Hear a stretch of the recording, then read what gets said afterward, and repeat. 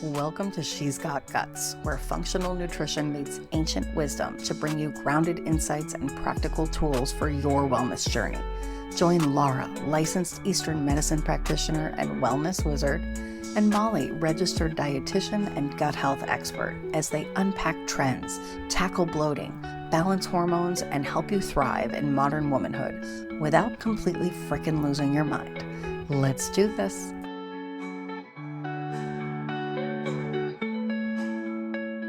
All right, so today we're talking about leafy greens. Before we get into it, I just want to remind everyone we have a community online. It's called She's Got Community, and it's a safe place for you to share your questions or talk about what's going on.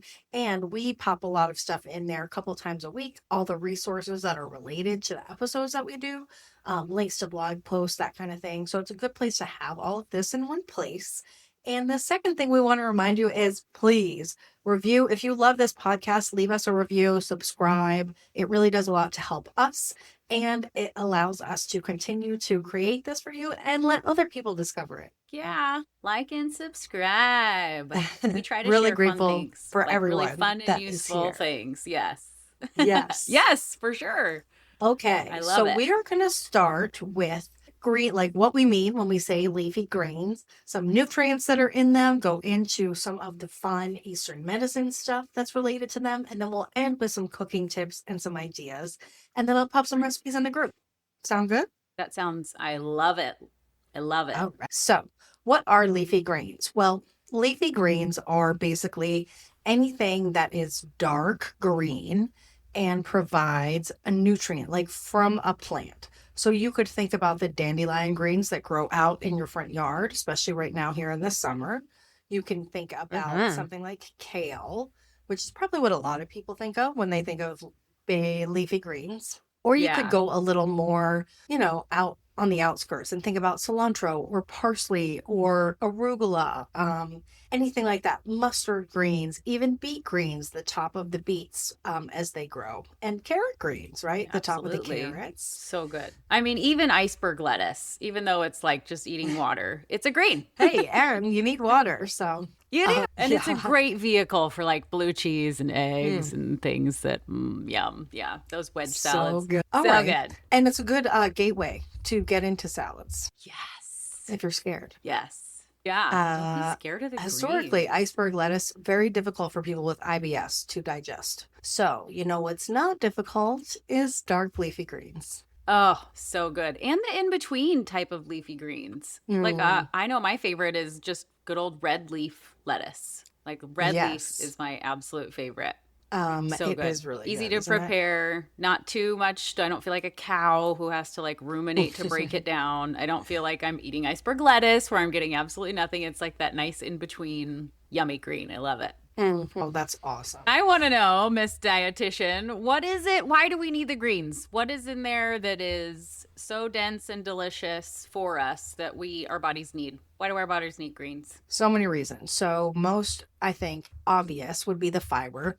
And fiber does lots of different things. We can get more into it in another episode, but of course supports healthy bowel movements, supports healthy blood sugar and cholesterol levels because it pulls those things out of your blood and brings them out with your bowel movement.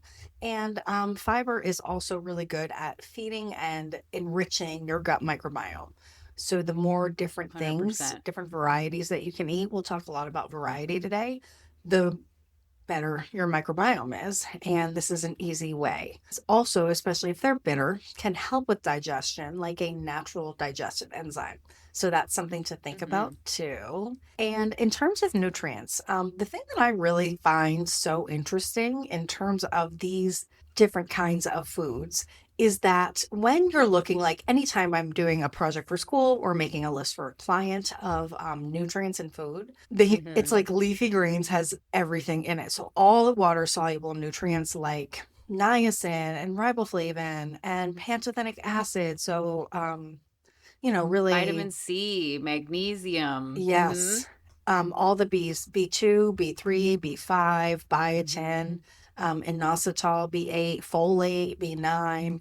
And then, of course, when we look at our calcium, a lot of people can't tolerate dairy or don't want to eat dairy, and leafy greens are actually a very great source of dairy. Amazing And source. they also provide non-heme, which means non-animal based iron. Really difficult to Right. get iron from the diet. And when we get plant iron or non-heme iron, we want to always consume it with a vitamin C. Now, the cool thing about greens is technically they have a lot of vitamin C in them, but we would want to boost that with Hmm. like a piece of orange or something like that just to get the maximum iron absorption. We're also looking at beta carotene and vitamin A and vitamin E, which is a crazy powerful antioxidant, and vitamin K, which helps your blood to not clot, which we would Which is love to interesting have. because the last three you just mentioned are actually fat soluble, not water soluble like we started with. E, A, and K. You're exactly Yeah. right.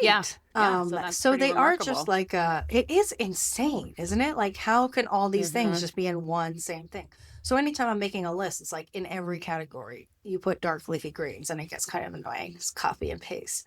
Yeah. But what's It's not true. It's annoying true. is a multitasking queen, and that's what these leafy greens are.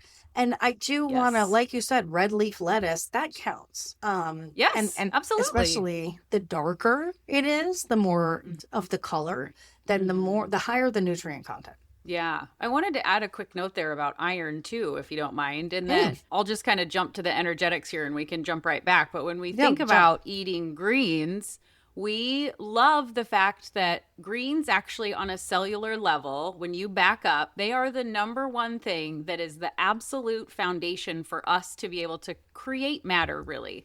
Like it is the sun and this plant that are creating something green through photosynthesis, right? Hmm. And what's amazing about that is that it is allowing you to harness the light. And so when you eat greens, you are eating the light. Like if you want to be the light, if you want to live in this crazy ass world that we live in and continue to shine bright the way you know that your heart and love that you have to give is there to shine, eat your fucking greens. That's the way to do it.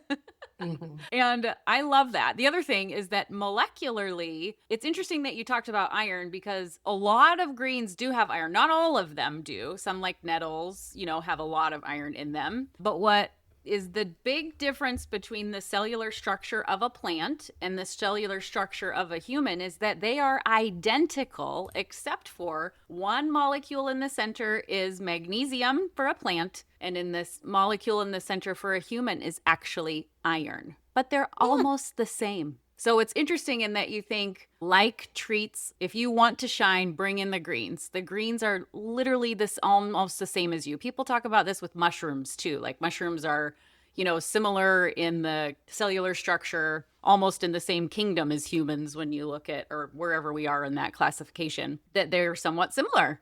And Mm. so be the light.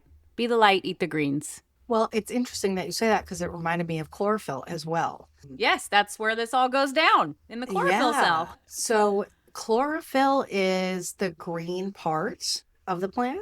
Yes, it is. And what else is it? Well, it's the powerhouse. Well, this where the energy happens, like that Hmm. energy transfer of turning. I guess we could get a little deeper, like where ATP happens and all of the business. Oh, But in the big picture, we want it just where that's like the foundation of turning light into matter is right there in that chlorophyll cell. that is Good so old cool. photosynthesis.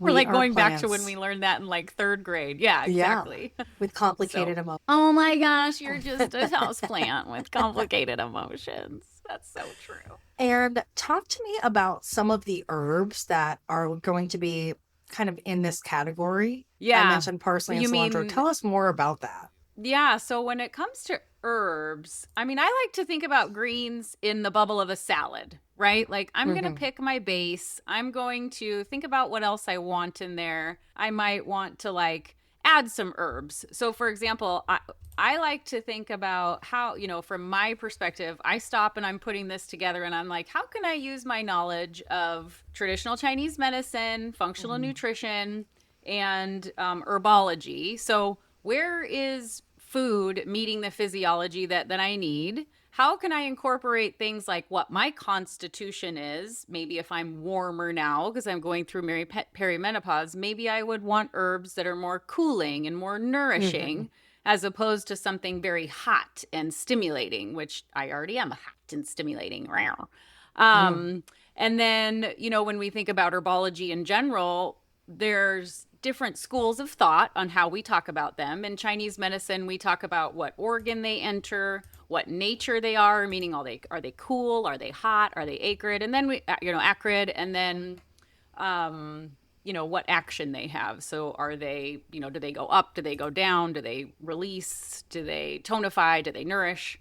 And then Western medicine talks about them being, antibacterial or diuretic or something along those lines. So my favorite ones that I like to add into, I'm just going to keep it in the salad bubble. Like, what would I throw into a salad?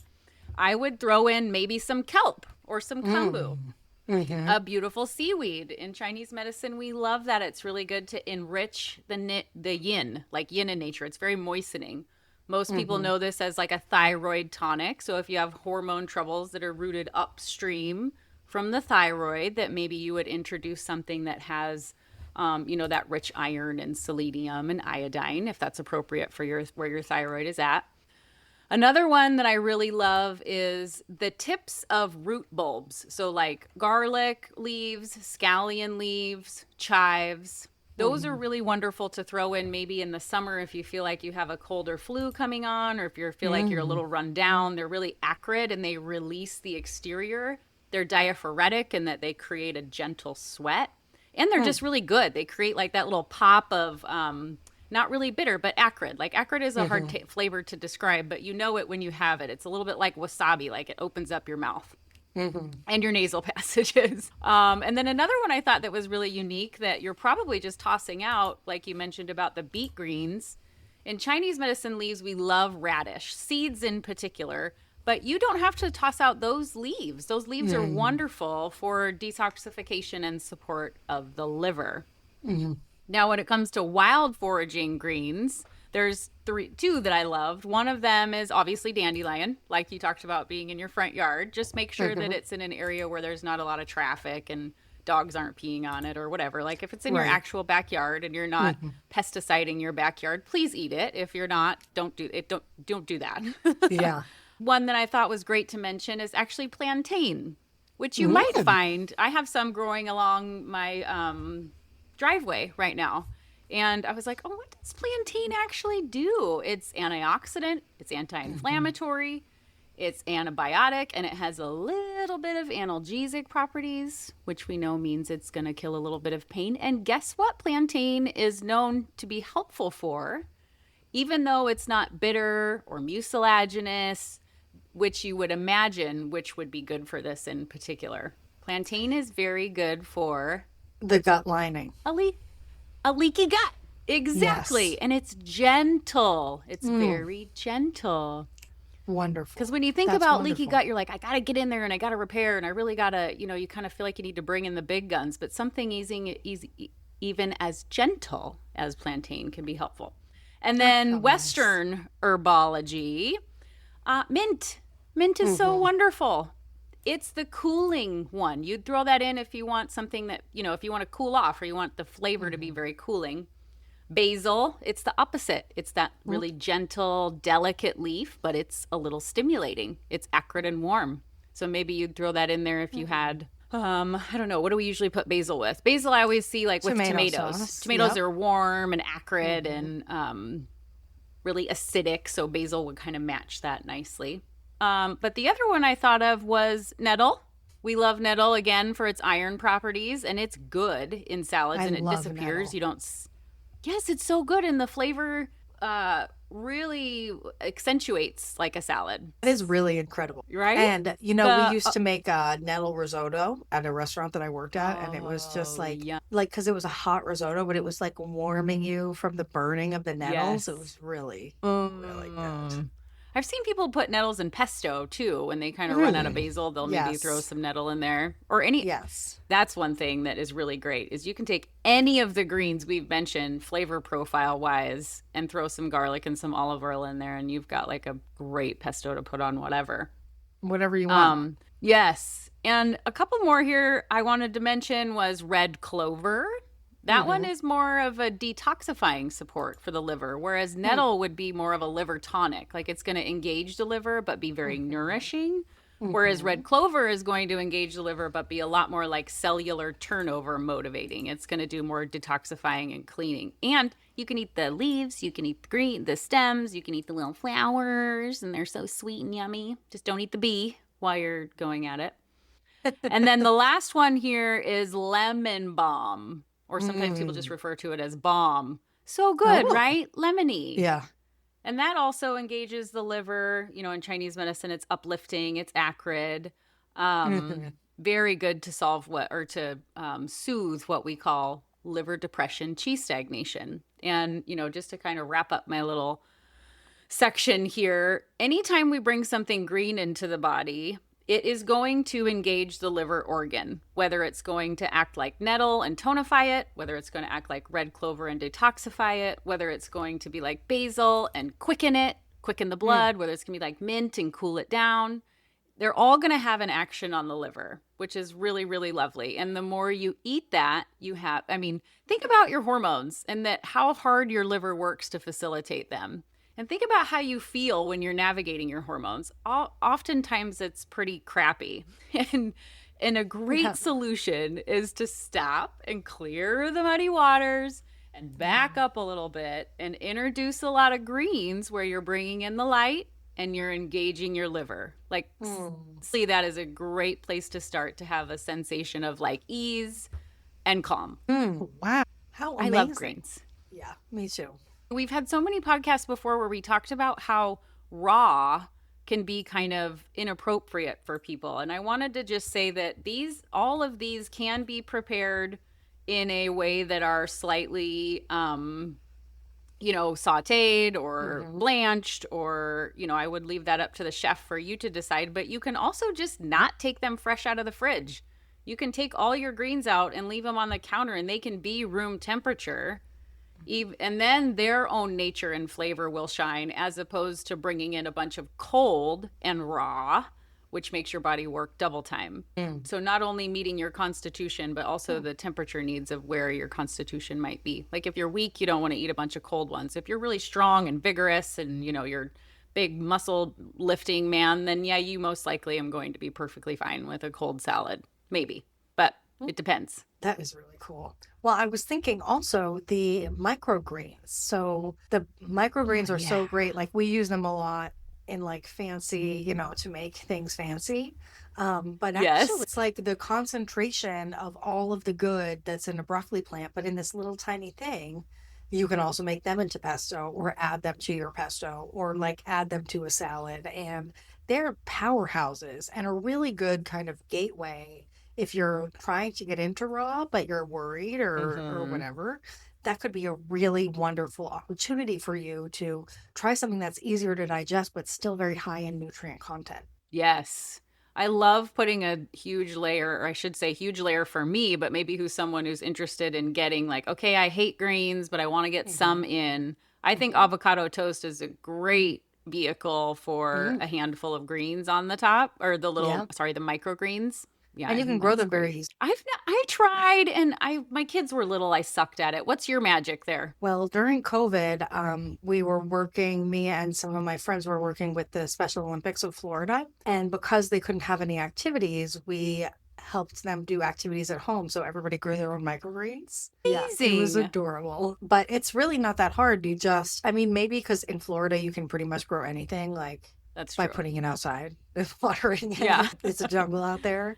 But I Yeah, think literally. probably, maybe you were doing it at a time of year that was colder or it wasn't like the seeds Mm-hmm. hadn't sprouted. Sometimes covering them with like, kind of like you would sprout peppers, like you wrap them in a plastic saran wrap or something, or whatever Right, it is, right, like right. your silicone bag and warm it up in the Mm-hmm. inside and that lets them sprout. Yeah, they And get then that and then they germination grow when in they get the like right a temp. day. Yeah. Yeah, that's so cool. I mean, Yeah. maybe I'll just get a chia pet. Oh, that is It's the same. microgreens. Chia pets are microgreens. I know. I don't know Yes. if they're like organic and good seeds, but that's Aren't they essentially chia what they are. seeds?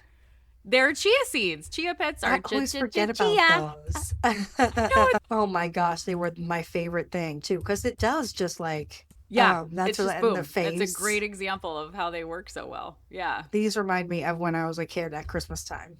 I want all of your tips for greens because they are important to get them in your body in a way that works for you. And so just knowing that you don't have to just eat a raw salad is really helpful. So yeah, I'm bring on the tips there, Chef Mull. Well, I think it's important to remember that with the greens, one of the barriers to eating them is that you imagine someone just eating them raw and liking them. And that's one of those things that I think lends itself to thinking that's a habit or a behavior of someone who's not me. And that's very off-putting. Yes.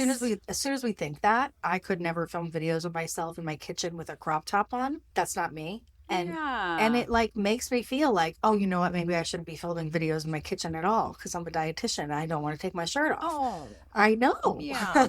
Downward spiral, no good.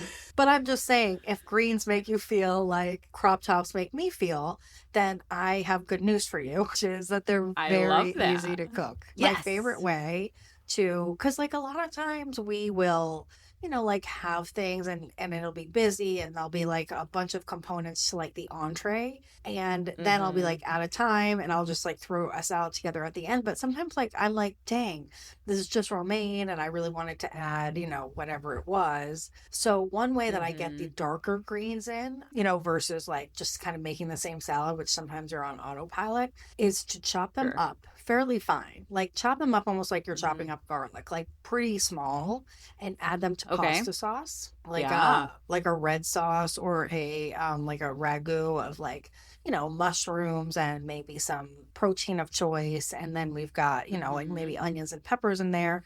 And then you throw in some greens and it's like a really beautiful addition to that. Yeah. And because you're cooking the greens in the sauce, you're not losing any of the nutrients that you would if you say cooked them in because water. A lot of nutrients before you can eat it all. Water soluble. I think it's a lot easier to throw it into everything that you're making throughout the week. And so, like, you know, like it's not like it'll completely go away. It's mostly vitamin C that comes out, but just remember it. Yeah, it's so overwhelming to be like, I need to really focus on that. Yeah, that's true. And sometimes just a bowl of spinach isn't the most appetizing thing to people. So some people it is, and some people it's not. So if you're one of the people that it's not, you don't have to just know that you can literally chop it up and add it to. It's also a really good practice when you like if you buy something and you find that it goes bad, pretty much. And a lot of times, you know, it can be a sneaky way to add things in as long as the other people in your family don't mind that there's some green. They may not know exactly what it is. So it's in like a little sneaky thing. Also putting them in smoothies. It changes the color of the smoothie, but it does not change the taste for the most part. Even baby kale, I found, does not change the taste. Another tip I have, we talked about the broccoli rabe, but to bring that back, broccoli rabe is a bitter, mostly leaves that has like that little tiny head of the broccoli on it. And it comes in like it's always unwrapped and it's in like a bunch. I was waiting for the word, a bunch. And you can use the stems and the leaves. And so I blanched that in some salty water for like 2 minutes and then drain it and then cook it with garlic. You know, garlic is a really great addition to leafy greens. Oh, so good. But again, if you can't tolerate garlic, onion, or you have a hard time with those things because of your stomach, then certainly working with someone so that you don't anymore, because we want you eating garlic and onions. Looking at it like, okay, well, can I add it to a smoothie? Can I add it to a baked good? Can I add it as this enhancement to whatever else that I'm making that's already cooked and warm? Like a stir fry, for example. Not something you would think to add to a stir fry, but it's so good. Yeah, you're absolutely right. I love to think of it as like a pop of health, right? Like you've made yourself this salad and you're like, what can I go grab outside to put in here? Maybe it's 3 or 4 dandelion leaves, 1 plantain leaf, because you know that they're back there. Maybe you have like a little bit of lemon balm, a little bit of mint, and you throw those in there. And then you're like, okay, well, I mean, you could take it a little further and be like, all right, what kind of fat do I need? What kind of seed am I going to put on? Okay, now what kind of... Actually, even a flower. I was thinking about this because there's a person, when I take the walks with my boys at night, there's this house that we walk past that I'm so jealous of their nasturtium patch. It's absolutely huge. And so I just stop and grab like 5 of them and I just start eating them. And the boys are like, Mom, what are you doing? And I'm like, they're like a little bit spicy and they're a little bit sweet. And I can like feel my mouth just like when I eat them, and they're so beautiful. Like when you put a nasturtium in a salad, all of a sudden you are like fancy town. Like it's true. To the next. It's really true. So good. And then the other one is bachelor buttons. I didn't know that, but you can eat those. Huh, really? Yes. I was looking that up. Wow. I found that in Nicole's book, her Guide to Wild Foraging, my friend Nicole. Yeah, Oh. she was mentioned some bachelor buttons. And there's a handful of flowers in there. A lot of them weren't on my side of the woods. They were kind of on your guys' side of the states. But yeah, I can include some of those. I was going to make a little guide for this. Actually, I was thinking of Oh, building a guide that's like how to make a salad with like a herb pop and a flower pop yes. and just kind of these extra nutrients and kind of break them down per constitution, because I think when people hear this kind of stuff they're like, oh my gosh, these are great ideas, but where do I start? So I'll Yeah. make it a little more tangible. Oh, how fun. That would be great. Mm-hmm. I think also anything that you make, you can add herbs to, and we don't consider herbs enough, I think, as a society. Like cooking already feels overwhelming. So again, to buy something that you're unsure about and then watch it rot is not the goal. The goal is Mm-hmm. to start small with something like parsley that you can again add to everything, add it to your salad, add it to your sauces, add it to your Mm-hmm. rice kind of things. See how that is, and then you start to branch out a little bit. So we had these hanging baskets outside, and so we went in and planted basil and lavender and sage, and really just it's the ability then to, and we have a huge thyme plant that we've been growing forever, and it's the ability to go out there and just grab it instead of feeling like, oh, Yeah. I have to invest in this. Now, if it's mint, Mm-hmm. remember, keep it in a pot because it'll spread all over your yard. Yes, they are They are. invasive. They don't mess Um, around. well, we have, yeah, I mean, I'm like, well, I know some places that I need something invasive, but just to, Yeah. kind of remind you all, iced tea as well, like just Mm-hmm. anything that you're doing, hot tea, if you have your best tea and you want to add a little thyme to Mm-hmm. it or a little bit of Mm-hmm. rosemary or something, just for that additional pop. And in the blue zones, Mm-hmm. they do drink a lot of fresh herbs brewed in water as the tea. Yeah, So you as don't an have to eat infusion. it. You Yeah. can also steep and just get the nutrients from the steep. Mm-hmm. Mm-hmm. Is there anything we want to add? Well, I think the only thing that, I think I kind of covered it already, but just that the greens, they almost all of them will go to like the liver organ. And I just feel like in our world where we do have so many things to respond to around us that Mhm. really engages the liver energy and makes the liver energy work more. And then being Mhm. in the bubble of perimenopause or trying to heal our gut and all of that, the more messaging that you're giving your body of, I am giving you things to make me strong and very vibrant and very vital and very resilient. So Mhm. when things like the cold and the wind come and you're trying to fight a cold, or if you eat something that has a parasite on it, or if Mhm. you're engaging in relationships that are threatening your nervous system, like you are going to be a lot more prepared when you consistently add in things that work for the organ that you're using all the time, and that that's Right. getting worn down, whether you're choosing to or whether the world is putting you into a situation where you're constantly engaging that. And so I think greens are really where the magic is. Not only are you again bringing in the light, but you're also bringing in exactly what you need for kind of the stress of this day and age. And it's through Mhm. nutrition. It's through nutrition where it meets your physiology. It's Eastern medicine physiology, and it's just all rich in nutrients, like all the things you mentioned before, which we need for everyday processes. So eat your Mhm. greens, man. Oh Like my your grandma gosh. said. And when you feel overwhelmed, right? Oh, everything's toxic. And now I can't eat this. Now that's bad for me. Now the air Yes. is bad for me. Yes. What can Yes. you what you do about it, right? So you can control that you're Yes. eating the greens. You can control that you're using Mm-hmm. them in lots of different ways and trying different ones and learning how to Mm-hmm. prepare them. All of that is within Mm-hmm. our control. So instead of again doom scrolling, obsessing, we have tangible things that we can do. Yeah. And also, I don't think it's a terrible idea to find some soil in your backyard that you know is pretty decent and put it in a pot and plant a package of greens in there. Hmm. Honestly, like there's no reason why you can't have a pot in your backyard on your deck that you just remember to go out and water every couple of days, that you will feel so satisfied by growing your own food. And the next thing you know, you've got 10 raised garden beds in your backyard because it's so motivating and it makes you feel so good. It But is. starting small with something like that is amazing. Like we have a bunch of basil coming up that I put in seeds and the boys are like all excited about it. I put Yeah. my don't like tip though, I put my lettuce in a flat that I didn't realize it didn't have holes at the bottom, and over the Oh, rain we got in the last yeah. couple of weeks, it just like it didn't have a chance to do what you talked about with the sprouts earlier. Like it didn't get warm enough to germinate, and so Mm. it was just in this boggy, soggy thing, and like a few of them that were up near the top did, but I was like, all right, we're starting over. So, but that's the cool thing is that you can pretty much grow those all year round, whether Yeah. it's on your counter or when the sun is outside. I know they make lots of, that's how I tried to grow the sprouts in the past, was with those little like plastic containers that you put them in, and you put like a little bit of water at the bottom and you keep it on your counter, and it like grows sprouts every handful of days. It's really easy actually to grow that sort of stuff on your own if you have the time. That might be one of the little things that resonates with you that you can kind of have as a habit to nourish that organ that needs the most love. I love it. I love Well, you. maybe we'll do a different color next time, but this was really Oh yeah. exciting. Yeah, I like greens. It's nice I to dive know. into them and remind people, that everybody knows they need to, right? But it's nice to hear a refresher of like, why? Why the hell do I need to eat greens? I know I'm Right. supposed to, but why? Yeah. Tell me why. Totally. Okay. Don't forget the community link is in the show notes. And we're so grateful that you're here and that you listen week after week. If there's anything you do want to hear about, let us know. Yes, and like and subscribe. Thanks for being here. Thank you. Bye. Thank you so much for listening. We offer personalized support to clients in many ways and would love to work with you.